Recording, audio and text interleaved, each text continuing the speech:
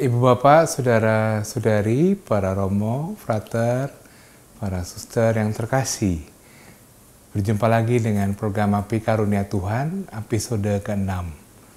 Kepada kita diberikan pertanyaan refleksi ketika hidup kita mengalami keraguan. Melanjutkan refleksi pada episode sebelumnya, Bapak Kardinal akan memberikan kepada kita 2 perikopa untuk membantu kita menerangi hidup kita dengan firman Tuhan. Salah satu perikopa yang akan diulas oleh beliau panjang lebar itu mengenai perumpamaan talenta dalam Injil Matius, disejajarkan dengan perumpamaan mengenai mina dalam Injil Lukas. Ulasan yang mendalam dan khas karena tidak didapat pada penafsir-penafsir yang lain. Sangat menarik. Karena itu selamat mendengarkan, selamat merenungkan, dan selamat berdoa.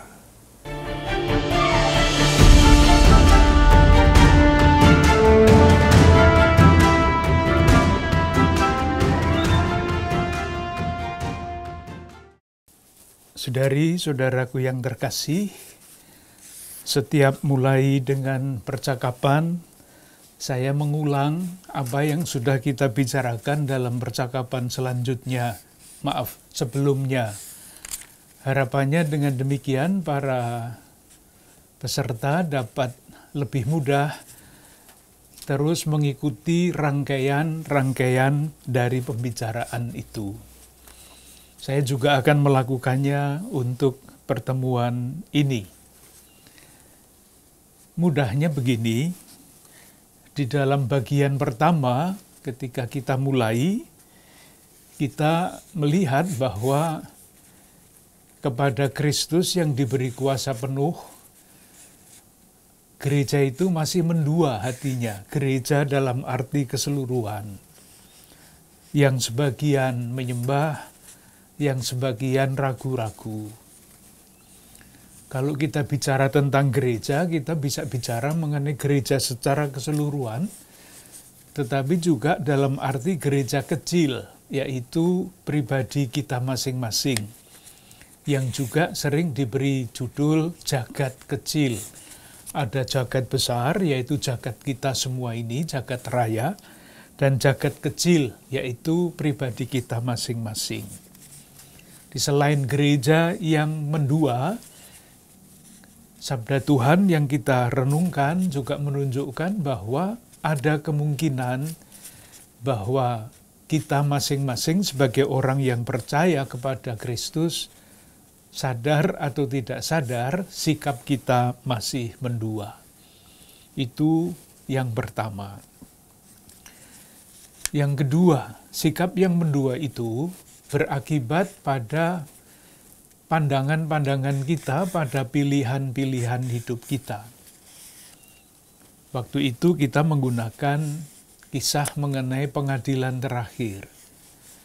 Meskipun Yesus sudah dengan sangat jelas mengatakan, segala sesuatu yang kamu lakukan untuk salah seorang saudaraku ini, yang paling kecil ini, kamu melakukannya untuk aku. Jelas sekali. Identifikasi antara Yesus dengan saudari-saudara kita yang kurang beruntung, yang paling kurang beruntung. Kendati pernyataan Yesus itu begitu jelas, tetapi gereja besar dan gereja kecil, yaitu diri kita, masih menunjukkan sikap yang mendua. Artinya, tidak langsung mewujudkan pernyataan Yesus itu, menerima pernyataan Yesus itu, dan mewujudkannya di dalam pilihan-pilihan kita. Ada orang yang langsung tanpa sadar memberikan bantuan. Tetapi ada yang tanpa sadar atau sadar tidak memberi perhatian kepada saudari-saudara kita yang kurang beruntung itu. Jadi terus saja sikap mendua itu. Bukan hanya konsep, tetapi juga di dalam pilihan-pilihan. Itu pokok pembicaraan kita yang kedua. Pokok pembicaraan kita yang ketiga, yang kita mulai pada percakapan yang lalu, kita bertanya, mengapa gereja kita masing-masing terus mempunyai sikap yang mendua seperti itu. Jawabannya, atau kita mencoba untuk membiarkan diri kita dibaca oleh sabda Tuhan yang sudah seringkali kita dengarkan, yang sudah seringkali kita renungkan. Ada beberapa jawaban. Yang pertama, kisah mengenai Yesus yang mengutuk pohon ara. Lalu kesimpulan kita, ya kita mendua terus, karena hidup kita, hidup gereja itu lebih lebat daunnya, tetapi sedikit atau bahkan tidak ada buahnya. Secara konkret mungkin ya ajaran-ajarannya sangat bagus, dokumen-dokumennya sangat bagus, tetapi dilupakan begitu saja, tidak diwujudkan. Terlalu banyak daun daripada buah. Kalau tidak salah, saya mengutip salah satu pernyataan seorang ahli teologi gereja Katolik mengenai ajaran sosial gereja. Ajaran sosial gereja itu sangat bagus, istimewa. Kurangnya satu, nah ini kritiknya keras sekali, hanya saja tidak dilaksanakan. Ya kita terima saja sebagai kritik. Gereja atau diri kita masing-masing mempunyai daun-daun yang lebat tetapi buahnya sedikit. Alasan yang kedua yang juga sudah kita bicarakan adalah ini perumpamaan tentang dua macam dasar. Bangunan yang dilandaskan pada dasar yang kuat, batu, dan bangunan yang dilandaskan pada pasir yang mudah runtuh. Artinya diri kita, pribadi kita yang mungkin kesadaran diri kita atau lebih jelas harga diri kita itu kita landaskan pada hal-hal yang sebetulnya tidak benar. Mungkin saya sebut sekali lagi yang juga sudah sering saya sampaikan, jati diri yang benar yang sungguh-sungguh menjadi landasan yang kokoh untuk hidup seorang beriman itu apa? Terungkap di dalam 3 kata yang akar katanya sama, yaitu khalik, makhluk, akhlak. Itu kalau kita sadar bahwa kita adalah makhluk di hadapan Sang Khalik, Sang Pencipta, itu dasar yang sangat kuat untuk membangun hidup yang berbuah. Karena buahnya itu jelas, yaitu akhlak yang mulia. Nah, ketika kita tidak sadar bahwa hidup kita itu adalah hidup sebagai makhluk yang mesti bersujud di hadapan Sang Khalik, nanti mungkin kata yang ketiga itu juga tidak akan muncul. Dasar yang tidak kuat. Kemudian yang ketiga adalah sabda Yesus dalam bab Matius bab 7 ayat 21 sampai 23. Ketika orang mengatakan, Tuhan, Tuhan, bukankah kami telah bernubuat demi nama-Mu, mengusir setan demi nama-Mu, mengadakan mukjizat demi nama-Mu juga. Tetapi pada waktu itu, Tuhan mengatakan, aku tidak pernah mengenal kamu. Ini maksudnya apa? Mungkin lebih mudah dirumuskan begini. Mengucapkan syahadat itu gampang. Tetapi menjalani dengan tekun, menghayati dengan tekun hidup Kristiani, itu tidak gampang. Tidak cukup ucapan-ucapan rumus, tetapi pengakuan iman mesti menjadi menjadi ekspresi dari batin kita yang paling dalam. 3 hal itu yang diusulkan sebagai jawaban mengapa hidup kita tetap mendua, mengapa kita tidak bisa melihat Yesus di dalam diri saudara-saudara kita. Nah, sesudah itu kita bertanya, mengapa hidup kita dangkal, mengapa hidup kita dasarnya rapuh dan sebagainya. Nah, itulah yang percakapan terakhir kita sampai di situ, dan akan kita jawab dengan dua perumpamaan atau 3 perumpamaan. Yang pertama adalah perumpamaan tentang perjamuan nikah raja, bab 22 ayat 1 sampai 14. Perumpamaan tentang perjamuan nikah itu sudah kita bicarakan. Kisahnya aneh, artinya sebetulnya susah membayangkan ada peristiwa seperti itu. Raja ini mengundang orang untuk datang ke perjamuan nikah anaknya. Tetapi orang-orang itu yang diundang tidak mau datang. Dulu kita menggunakan istilah paradoks, sesuatu yang sungguh sangat sulit dipahami, tetapi terjadi. Lalu pesannya apa? Mengapa hidup kita rapuh? Itu pertanyaannya. Jawabannya salah satunya ada di dalam perumpamaan tentang perjamuan nikah ini. Itulah yang sering disebut dengan bahasa biasa belenggu dari rutinitas. Jadi tidak mau berubah, merasa cukup dengan hal-hal yang sudah biasa dilakukan. Di dalam perumpamaan itu ada yang pergi ke ladang, ada yang pergi mengurus usahanya, dan sebagainya. Sudah biasa begitu, maka tidak usahlah yang lain-lain. Tidak melihat bahwa sekurang-kurangnya kemungkinan bahwa Tuhan itu bisa memberikan kejutan-kejutan kalau kita berani keluar dari hal-hal yang sudah biasa kita lakukan. Jadi misalnya nanti bisa dicari contoh-contoh yang lain. Sebagai orang beriman Katolik, sebagai warga paroki, cukuplah merasa sudah biasa dari dulu pergi ke gereja pada hari Minggu, memberikan derma, sudah. Itu kan yang biasa begitu. Padahal ada banyak sekali inisiatif prakarsa yang bagus di dalam paroki, ada di dalam lingkungan. Misalnya pertemuan Bulan Kitab Suci Nasional Lingkungan, pertemuan aksi puasa pembangunan lingkungan. Tapi karena sudah biasa,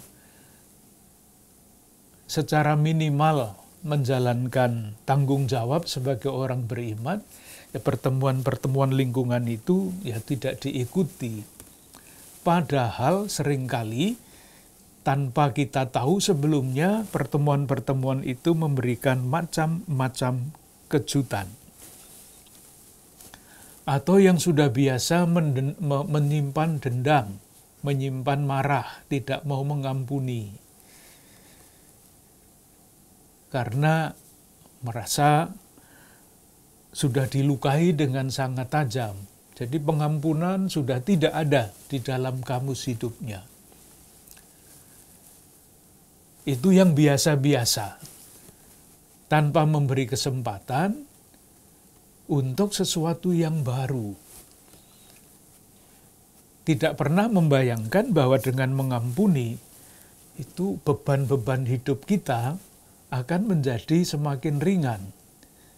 Dan mungkin orang yang diampuni kesalahannya atau dosanya, kesalahannya, karena telah melukai diri kita, itu akan menjadi pribadi yang sungguh-sungguh berubah. Karena tahu ia menerima pengampunan. Hal-hal yang seperti itulah yang seringkali kita tidak berani meninggalkan sehingga terkurung oleh kebiasaan-kebiasaan yang sudah memakai istilah yang mentereng. Mentereng itu artinya bahasa asing. Itu biasanya kan kita menggunakan istilah bahasa Indonesia kejutan-kejutan dari Allah. Nah, kalau mau mentereng, God's surprises. Tuhan itu seringkali membuat kejutan-kejutan untuk hidup kita. Kita berakhir sampai di situ yang terakhir. Jadi intinya adalah agar kita rela diubah oleh sabda Tuhan, dibebaskan dari macam-macam belenggu. Yang terakhir kita bicarakan adalah perumpamaan bab 25 ayat 14 sampai 30. Itu perumpamaan tentang talenta. Saya ingin menyampaikan beberapa hal yang siapa tahu memperkaya pemahaman kita mengenai perumpamaan ini. Moga-moga saya tidak membingungkan, tetapi memberikan berbagai macam kemungkinan pemahaman. Nanti kalau dirasa membingungkan ya diulang lagi supaya tidak menjadi bingung. Yang pertama, ini pengantar dulu, pesannya sebetulnya singkat, tetapi supaya pesannya yang singkat itu jelas, lalu harus dicari jalan panjang. Yang pertama, kisah mengenai talenta yang serupa dengan ini diceritakan juga oleh Lukas. Markus tidak punya. Jadi Matius bab 25 ayat 14 sampai 30 yang serupa dikisahkan dalam Injil Lukas bab 19 ayat 12 sampai 27. Nah, di dalam Injil Matius judulnya adalah perumpamaan tentang talenta. Kata talenta. Sementara di dalam Injil Lukas bab 19 judulnya lain. Perumpamaan tentang uang mina. Mungkin baik kalau kita sepakati dulu apa yang dimaksudkan dengan talenta, apa yang dimaksudkan dengan mina, supaya nanti jalannya terbuka. Yang pertama dulu mengenai talenta. Talenta itu adalah ukuran berat. Ukuran berat. Satu talenta itu berarti 34 kilogram. Satu talenta 34 kilogram. Yang kedua, mengenai talenta ini, gaji orang pada waktu itu satu hari, pekerja satu hari, itu 1 dinar. Nah, mata uang pada waktu itu yang berlaku. 1 dinar itu berarti beratnya 3,9 gram perak. Upah dibayar 1 dinar itu berarti upah 3,9 gram perak. Di 3,9 gram perak. Nah, kalau dihitung dengan cara itu, dengan latar belakang itu, 1 talenta ini gaji untuk berapa lama bagi seorang pekerja? Kita hitung ya, kita hitung. 1 talenta berarti 34 kilogram, itu berarti berapa gram? 34.000 gram. Betul ya? Upah 1 orang pekerja harian 1 dinar, 3,9 gram. Nah, kalau 34.000 gram dibagi 3,9 gram, itu ada berapa hasilnya? Nanti dihitung dengan kalkulator, tidak tepat, persis, tetapi kira-kira saya hitung 8.720 hari. Jadi 1 talenta, kalau seorang pekerja digaji 1 dinar per hari, artinya 3,9 gram. 1 talenta itu adalah gaji seorang pekerja 8.720 hari. Betul ya? Nanti dicek. Nah itu berarti berapa tahun? 8.720 dibagi 360. 1 tahun itu 360 hari. Ketemunya sekitar 24. Jadi 1 talenta yang diceritakan di dalam perumpamaan Injil Matius ini adalah kerja seorang pekerja selama 24 tahun. Coba dibayangkan itu, berapa banyaknya uang itu. Nah kalau seorang bekerja 24 tahun, kita hitung ya, gaji upah minimum rata-rata di DKI ini katakanlah 4 juta rupiah per bulan. Lalu hasilnya berapa? Hasilnya 4 juta, itu gaji minimum rata-rata, kali 24 tahun, dan 1 tahun itu 12 bulan, jadi kali 12. Maka 4 juta kali 12 kali 24. Itu artinya 1.152 juta rupiah. Itu 1 talenta. Banyak sekali uang itu. Nanti bisa kita mengerti kenapa bangsawan itu marah karena uang segitu hanya disimpan, tidak diapa-apakan. Jumlahnya besar, bukan main. Yang berikutnya, yang kedua, sekarang kita pinjam Lukas. Lukas bab 19 tidak memakai tidak memakai talenta. Tetapi perumpamaan itu menggunakan uang mina. Ini kecil. 1 mina itu sama dengan 100 dinar. 100 hari kerja. Dan setiap hari kerja hitungannya adalah 3,9 gram perak pada waktu itu. Artinya apa? Kalau orang mendapat 1 mina, itu berarti 1 hari kerja 3,9 kali berapa harga perak pada waktu itu, kalau diuangkan sekarang sekitar 13.000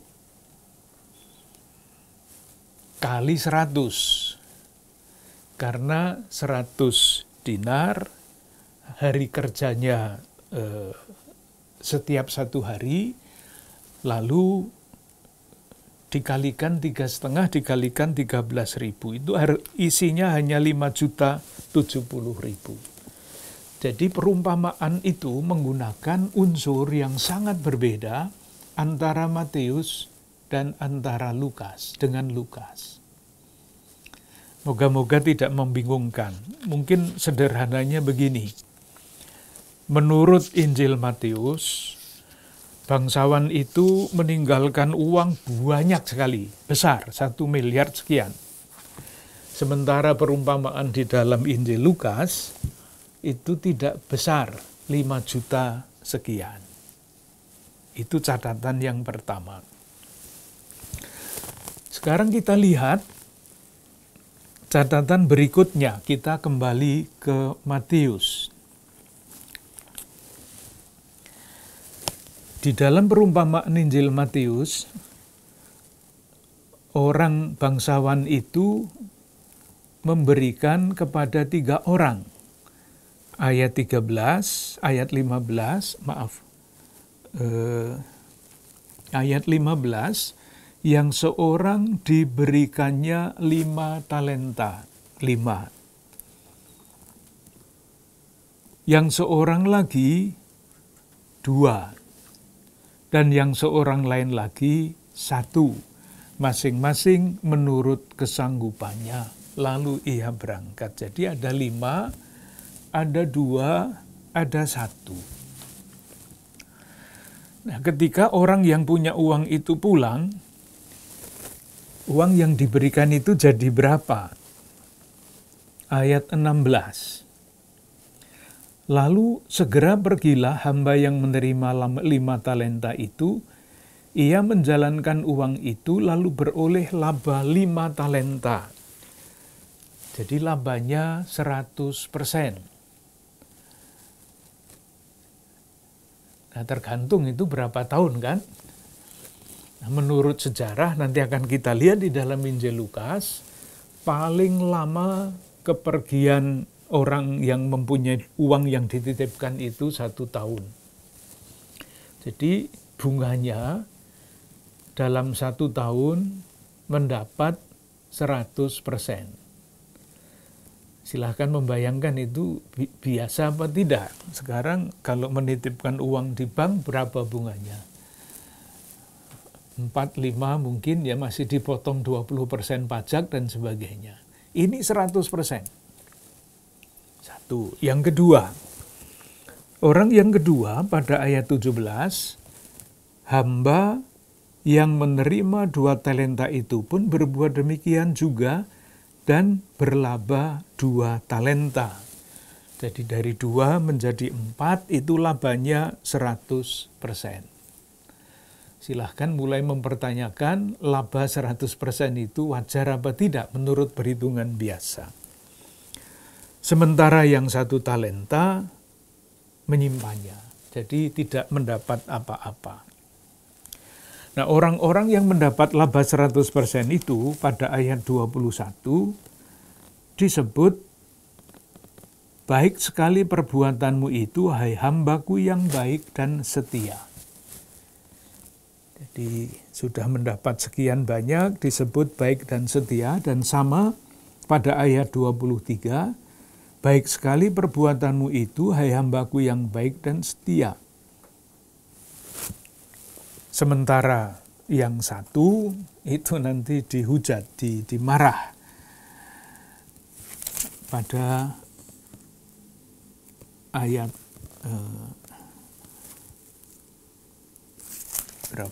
ayat 24. Kini datanglah hamba yang menerima 1 talenta dan berkata dan seterusnya. Ayat 25, karena itu aku takut. Lalu ayat 26, hai kamu hamba yang jahat dan malas.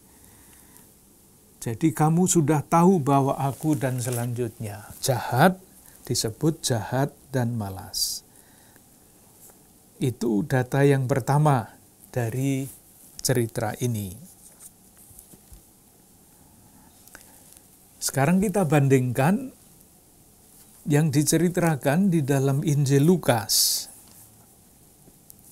Bab 19, ayat 11 sampai 27. Ceritanya berbeda. Ayat 12. Ada seorang bangsawan berangkat ke sebuah negeri dan selanjutnya.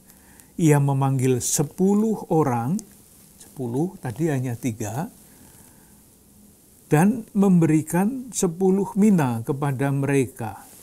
Jadi ada 10 orang, masing-masing diberi 1 mina, tidak banyak. Hasilnya seperti apa? Hasilnya ayat 16. Orang yang pertama datang dan berkata, Tuhan, mina Tuhan yang 1 itu telah menghasilkan 10 mina. Coba, jadi dari 1 dalam waktu 1 tahun, kurang lebih 1 tahun, menjadi 10. Itu artinya berapa persen? 1000. Dari 1 menjadi 10 itu kan 1000%. Kalau 1 menjadi 2 itu 100%. 1000%. Silahkan membayangkan mana ada pedagang yang selama 1 tahun mendapat bunga 1000%. Yang kedua, ayat 18. Datanglah yang kedua dan berkata, Tuan, mina Tuan telah menghasilkan 5 mina. Ini 500%. Sementara yang ketiga, ayat 20, dan hamba yang ketiga datang dan berkata, Tuan, inilah mina Tuan, aku telah menyimpannya dalam sapu tangan. Jadi tidak diapa-apakan. Lalu yang 1 itu ternyata diberikan kepada yang 10. Itu data yang kedua. Nanti kesimpulannya kita tarik kalau kita mempertimbangkan data-data itu. Unsur yang ketiga, kembali kepada Matius.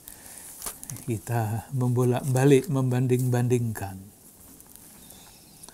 Orang yang pergi ke luar negeri itu diberi kualifikasi apa? Bab 25 ayat 24. Bab 25 ayat 24. Mungkin mulai dari ayat 14 ya. Bab 25 ayat 14. Kerajaan surga sama seperti seorang tanpa kualifikasi yang mau bepergian ke luar negeri.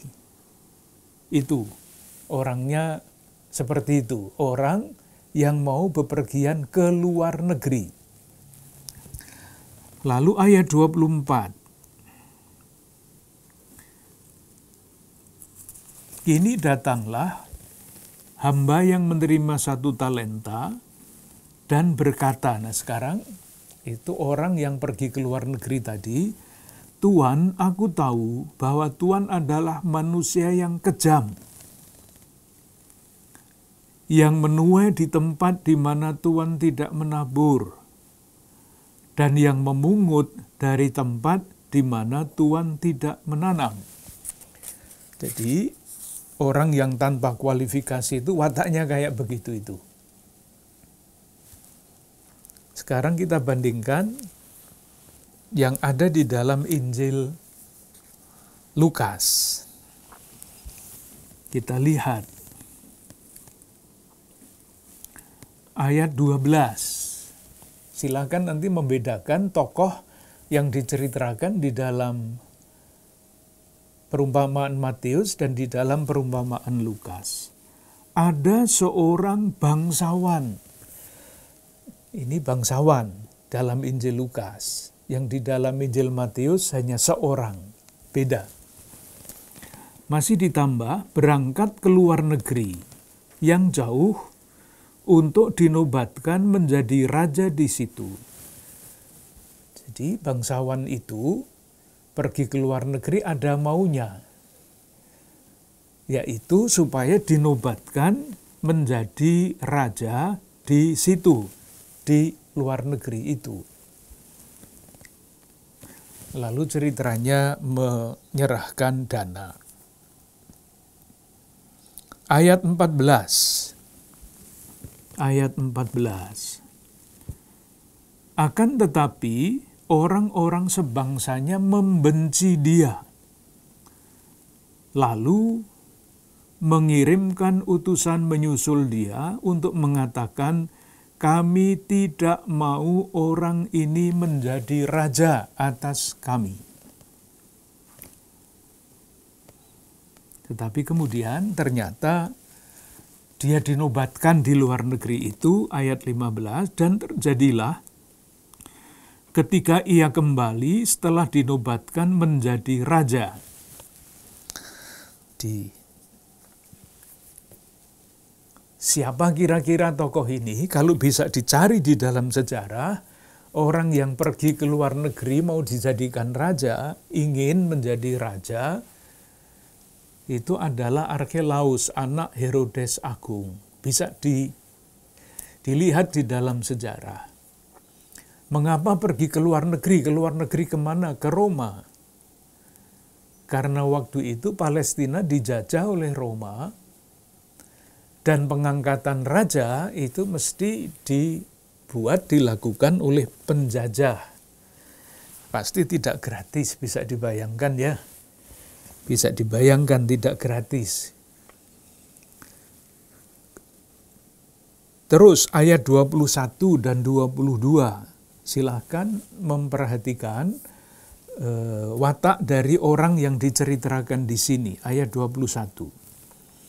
Sebab aku takut akan Tuhan, karena Tuhan adalah manusia yang keras. Tuhan mengambil apa yang tidak pernah Tuhan taruh, dan Tuhan menuai apa yang tidak Tuhan tabur. Katanya kepada orang itu, hai hamba yang jahat, dan selanjutnya. Lalu ayat 27, akan tetapi semua seteruku ini yang tidak suka aku menjadi rajanya, bawalah mereka kemari dan bunuhlah mereka di depan mataku. Mengerikan tokoh yang diceritakan di dalam Injil Lukas ini. Jadi kesimpulannya bagaimana? Sesudah mempertimbangkan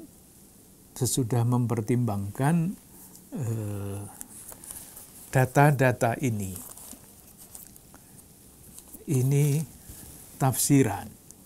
Ada dua kisah mengenai hal yang serupa, tetapi unsur-unsurnya sangat berbeda. Kalau kita mencoba menafsirkan dengan pertimbangan-pertimbangan tadi, dan bertanya berdasarkan Injil Lukas yang tadi kita baca, 1 menjadi 10, 1000 kali lipat keuntungannya. Lalu bangsawan yang ingin menjadi raja dibenci oleh orang-orang sebangsanya, dan kemudian menyuruh membunuh orang yang tidak mau sama dia. Kalau membaca Injil Lukas bab 19, lalu kira-kira kalau saya bertanya, ini sebetulnya yang hebat itu yang dapat 10 kali lipat, 5 kali lipat, atau yang menyimpan di dalam sapu tangannya. Spontan kita akan mengatakan, karena sudah biasa dengar penjelasan seperti itu, pasti yang 10 kali lipat, hebat dia. Dapat mempergandakan 1000%. Nah, pertanyaannya, kalau jawabannya itu, ini wajar apa enggak? Apalagi yang mempercayakan uang itu adalah bangsawan yang menjadi raja yang kejamnya bukan main. Nah, kalau mempertimbangkan itu, salah satu kemungkinan jawabannya adalah, satu kemungkinan loh ya, bukan satu-satunya.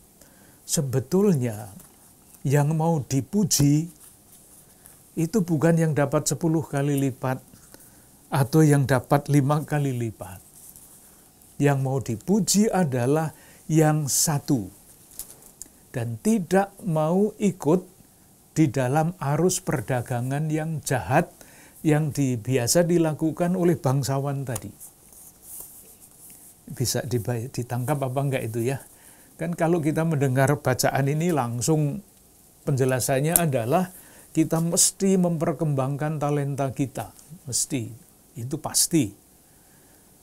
Tetapi kalau kita memperhatikan unsur-unsur tadi, khususnya di dalam Injil Lukas, lalu ada kemungkinan berpikir lain, pesan moral yang berbeda. Yaitu kita memilih berpihak kepada yang satu yang tidak mau ikut terlibat di dalam perdagangan yang kotor, yang biasa dilakukan oleh bangsawan yang ingin menjadi raja, dan ingin supaya orang-orang yang diberi titipan duit tadi berlaku seperti dia. Ini adalah di dalam bahasa yang kita pakai sekarang adalah aktif tanpa kekerasan. Resistensi terhadap sistem yang jahat. Resistensi tanpa kekerasan atau aktif tanpa kekerasan. Dalam bahasa kehidupan bersama, dalam kehidupan politik, kalau kita berhadapan dengan rejim-rejim yang jahat, itu ada pemberontakan dengan kekerasan, tetapi ada sikap dalam bahasa yang mentereng itu active non-violence. Aktif tetapi tidak memakai kekerasan, menolak model-model kejahatan seperti itu. Rupa-rupanya ada gerakan seperti itu di balik kisah mengenai perumpamaan tentang mina atau tentang talenta. Nah, ketika perumpamaan ini diceritakan, lama-kelamaan pesannya bergeser. Ada kan pesan yang bergeser karena situasi yang berbeda. Itulah yang kita temukan di dalam Injil Matius. Jadi kalau mau memakai pesan asli dalam Injil Lukas, pesannya adalah resistensi tanpa kekerasan terhadap sistem pemerintahan, sistem ekonomi yang jahat. Maka yang dipilih, yang hebat adalah yang berani tidak terlibat di dalam sistem yang jahat itu, satu mina, ya tetap dikembalikan satu mina. Jangan mengharapkan saya terlibat di dalam sistem yang tidak bagus itu. Nah, kemudian di dalam Injil Matius, pesannya bergeser. Pesan yang pertama tadi hilang, lalu pesan yang berikutnya adalah ini yang satu orang ini takut, tidak berani berbuat apa-apa, maka disebut sebagai hamba yang jahat. Tidak mau menggunakan talentanya untuk dikembangkan dan untuk dipertanggungjawabkan. Disebut orang yang takut. Menjadi nasihat agar berusaha mencari jalan-jalan kreatif untuk mengembangkan talenta itu. Ada pergeseran. Kalau dua pesan itu kita tangkap, lalu mungkin ada sesuatu yang baru yang dapat kita kembangkan di dalam renungan kita. Tapi kembali kepada pertanyaan kita tadi, mengapa hidup kita itu dasarnya tidak kuat? Mengapa hidup kita itu tidak berbuah? Nah, karena yang dibaca adalah Injil Matius, maka jawabannya bukan yang satu talenta yang kita puji, tetapi yang memang mengembangkan talenta-talenta itu. Maaf, satu mina. Dengan demikian, nasihatnya adalah karena orang takut untuk mengambil risiko. Takut untuk mengambil risiko dan konsekuensi kalau saya berani melakukan sesuatu.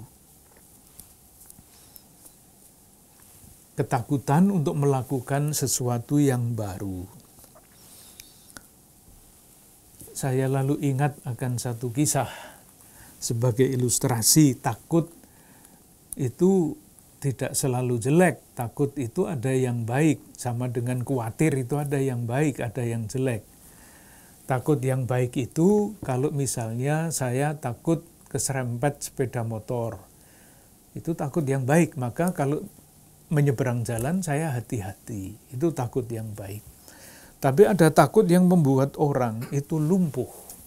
tidak berani berbuat apa-apa. Kalaupun sudah ditawari macam-macam kesempatan. Saya ingat akan kisah tentang tikus. Ya, dongeng sebentar ini tidak ada di dalam kitab suci. Ceritanya begini.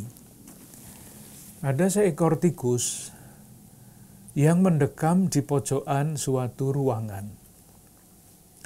Masuklah seorang tukang sulap, tukang sihir, yang masuk ke dalam ruangan itu. Ia merasa bahwa kasihan, tikus itu kok diam saja di pojokan. Maka dia bertanya kepada tikus, "Tikus, kenapa kamu hanya mendekam saja di pojokan ruangan? Biasanya kan tikus lari kemana-mana." Tikus itu menjawab, "Saya takut." Takut. Tukang sihir bertanya, "Takut sama siapa?" "Takut sama kucing," katanya. Tukang sihir berkata, "Tikus, kamu mau saya sihir menjadi kucing?" "Mau." Maka tikus itu disihir menjadi kucing. Tapi ketika menjadi kucing, ya hanya mendekam saja di pojokan itu. Ditanya lagi, "Kucing, kenapa kamu mendekam saja di pojokan?" "Saya takut," jawabnya. "Takut sama siapa?" "Takut sama anjing." "Kamu mau saya sihir menjadi anjing?" "Mau." Maka kucing itu disihir menjadi anjing. Tapi anjingnya hanya mendekam saja di pojokan itu. Ditanya lagi, "Anjing, kenapa kamu hanya mendekam di situ?" Jawabannya, "Takut." "Takut sama siapa?" Tidak jadi saya teruskan. "Takut sama harimau." Maunya saya tadi takut sama romo-romo nanti di sate. "Kamu mau saya sihir menjadi harimau?" "Mau." Disihirlah anjing itu menjadi harimau. Tetapi harimaunya juga hanya mendekam di situ terus. Nah, tukang sihir itu putus asa. Dia mengatakan, "Maaf harimau, saya tidak bisa membantu kamu lagi. Karena meskipun fisikmu, badanmu itu harimau, tetapi hatimu tetap hati seekor tikus." Ketakutan yang membuat orang lumpuh. Itu teks mengenai talenta. Teks yang kedua yang dapat menjawab, ditawarkan sebagai jawaban terhadap pertanyaan tadi, mengapa hidup saya keropos? Jawabannya karena takut yang berlebihan. Jawaban yang kedua dapat kita temukan di dalam Injil Matius bab 13 ayat 3 sampai 10. Matius bab 3 ayat 3 sampai 10. Perumpamaan tentang penabur benih. Perumpamaan seperti ini sebetulnya pesan utamanya adalah membesarkan hati. Jadi, kalau kita membaca perumpamaan ini di dalam kerangka pembentukan hidup para murid. Pada awal, murid-murid itu kagum kepada Yesus dengan mukjizat-mukjizatnya dan sebagainya. Tetapi lama-kelamaan, musuh-musuh Yesus semakin banyak. Kegagalan mewarnai perjalanan hidup Yesus, dia ditolak dan sebagainya. Oleh karena itu para pengikutnya mikirlah, gimana ini katanya kerajaan Allah sudah dekat dan sebagainya. Tapi kok nyatanya begini. Murid-murid yang mengikuti Yesus mulai bimbang. Nah, kepada murid-murid, pengikut-pengikut yang mulai bimbang ini, perumpamaan ini diceritakan. Pesannya jelas. Pesan suatu perumpamaan itu terdapat pada bagian yang terakhir. Itu artinya ayat 8.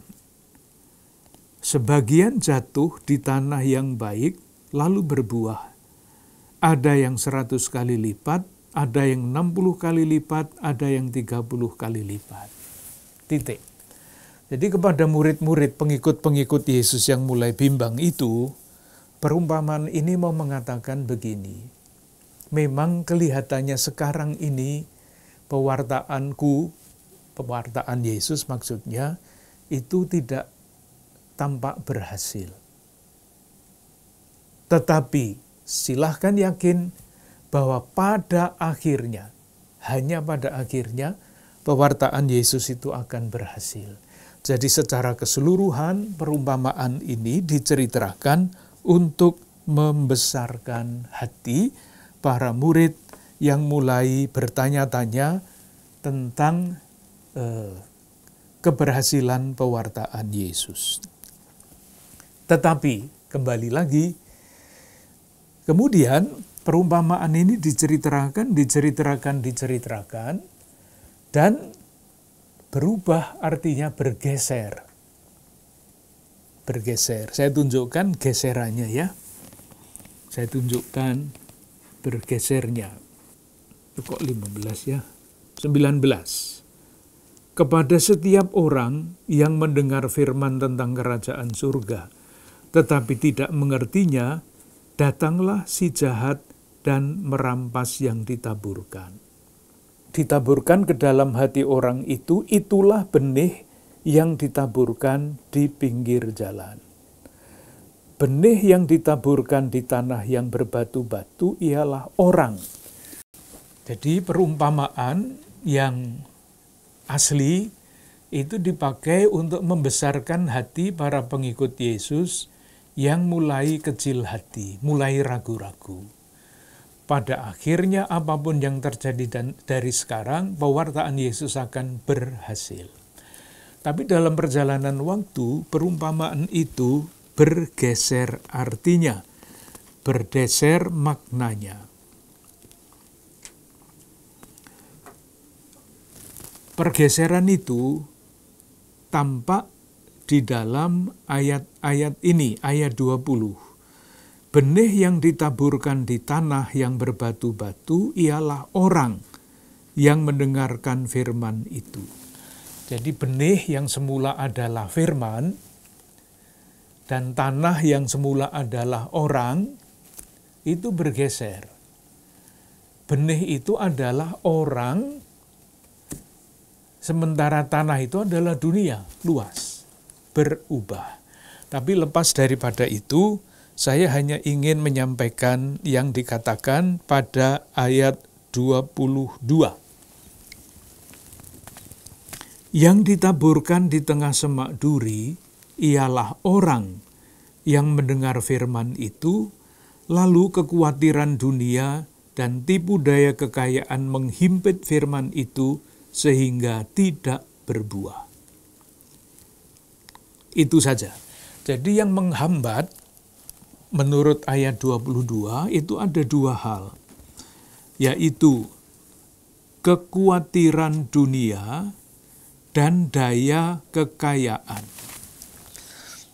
Jadi pertanyaan kita semula kan, apa yang membuat hidup kita itu tidak berbuah? Apa yang membuat hidup kita itu dasarnya rapuh? Salah satu jawabannya ada pada ayat 22 ini. Tipu daya kekayaan dan kekhawatiran dunia. Mungkin baik kalau kita coba lihat apa yang dimaksud dengan kekayaan, daya kekayaan. Daya kekayaan, untuk mencari pesan itu, kita bisa lihat Injil Matius bab 6 ayat 24. Jadi daya kekayaan. Judulnya bab 6 ayat 19-24 adalah hal mengumpulkan harta.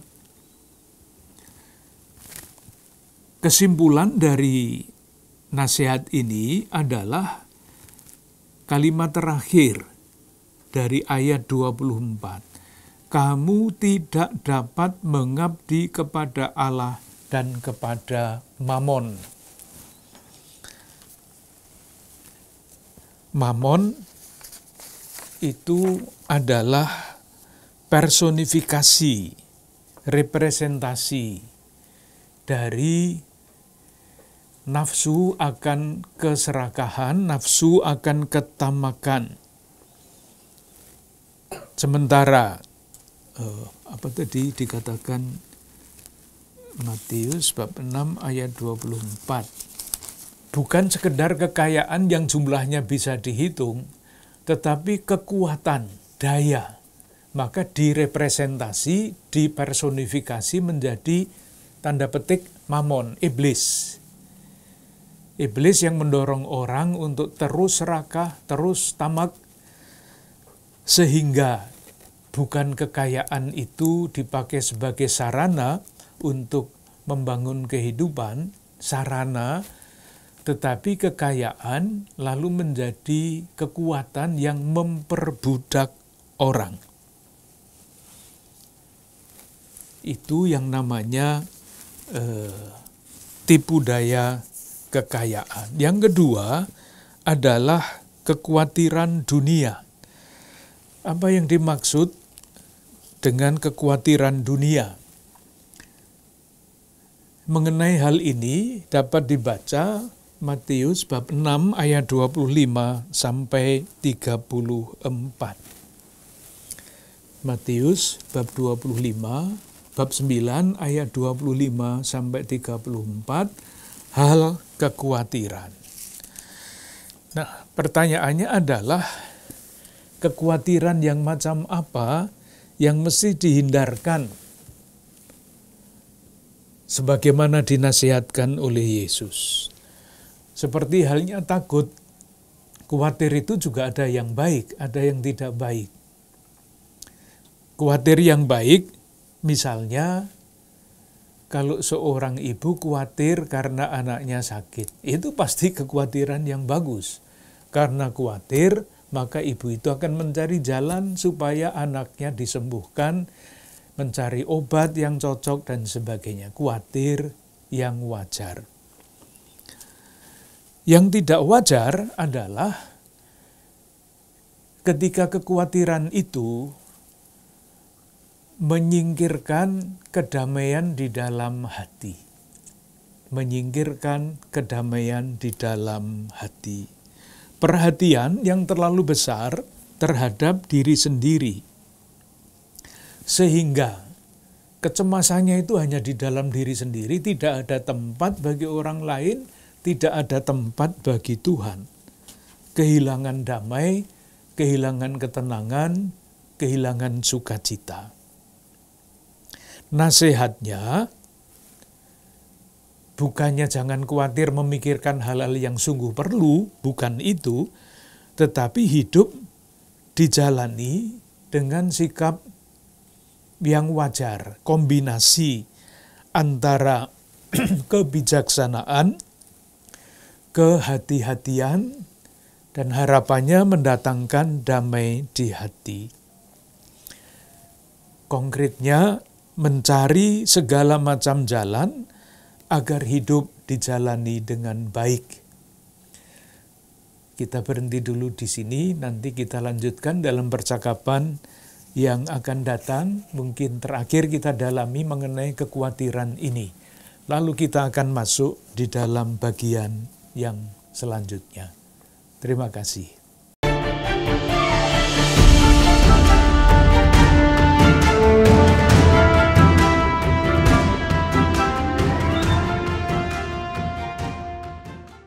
Saudari-saudara yang terkasih, ketika kecemasan, kekhawatiran sedemikian menguasai hati kita, membuat kita tidak mengalami damai dan sukacita, bahkan kadang membuat kita melupakan Tuhan.